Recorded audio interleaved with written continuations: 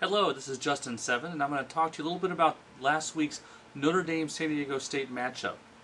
Now, some people, they just look at the score, they say, San Diego State, they suck, Notre Dame barely beat them, therefore Notre Dame sucks, and they're going to get wiped out by Michigan this week. And that's not a very thorough analysis. So we're going to look a little bit closer at the game, and we'll talk about it. If you just look at the score, 21-13, it sounds like a very close game, and you'd expect the statistics to be fairly equal. The stats also show that San Diego State actually had more total yards than Notre Dame, and going down to turnovers, you'll see that Notre Dame had 4 turnovers to San Diego State's 2.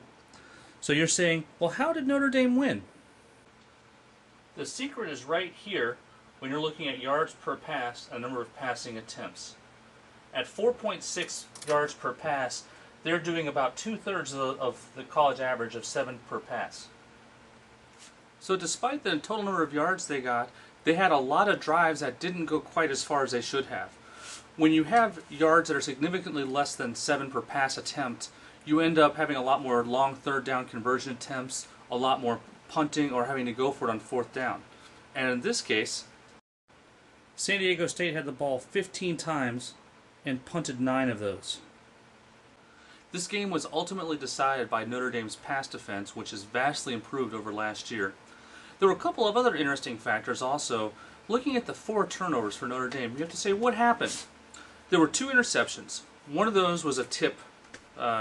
Receiver knocked it up and it was caught. And that's poor receiving technique, but I wouldn't blame it on Clausen.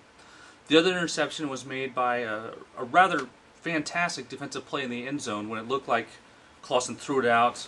Defender caught it, touched in. But Clausen is throwing a lot better than he was last year.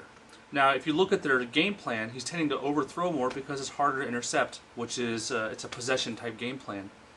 Then looking at the 2 fumbles that we had, one of them was a strip near the end zone, which I would not attribute to bad running technique. The other was when the running back was actually knocked unconscious and dropped the ball. So despite having the 4 turnovers, I'm not going to call any of those sloppy play on Notre Dame. So how did Notre Dame do overall? I'll show you their report card.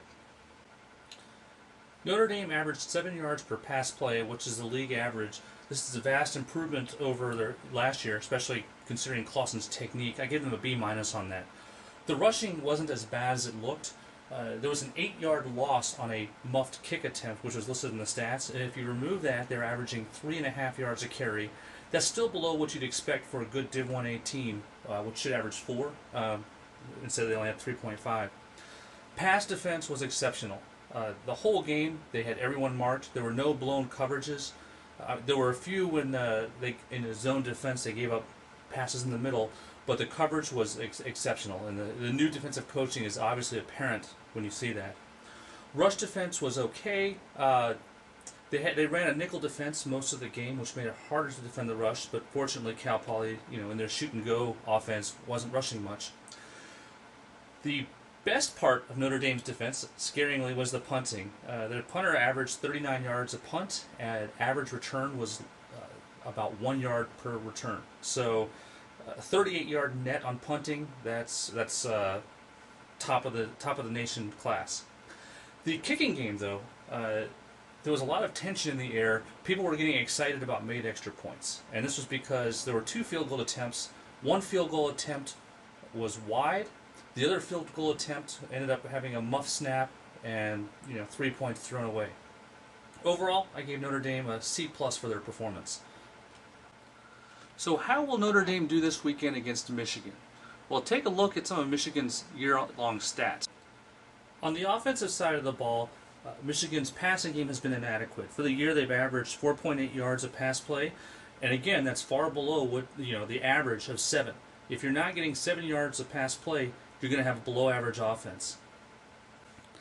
If you look at their rushing, they've run a lot of different players, averaging 3.6 yards a carry, which again is below the NCAA average of 4.0 yards a carry.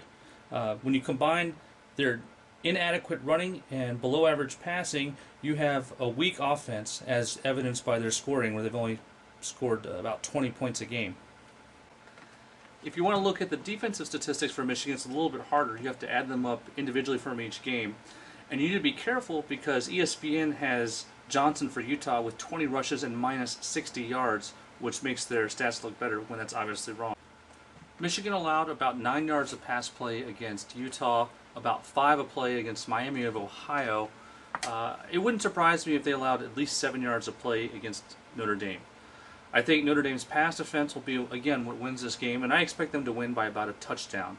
Call it 24-17. Now, don't go too crazy on this prediction because, again, I only have a couple weeks of analysis. But from the first look, I definitely like the Notre Dame side. If you have any gambling-related questions or comments, feel free to write me at justin@sportsbookreview.com.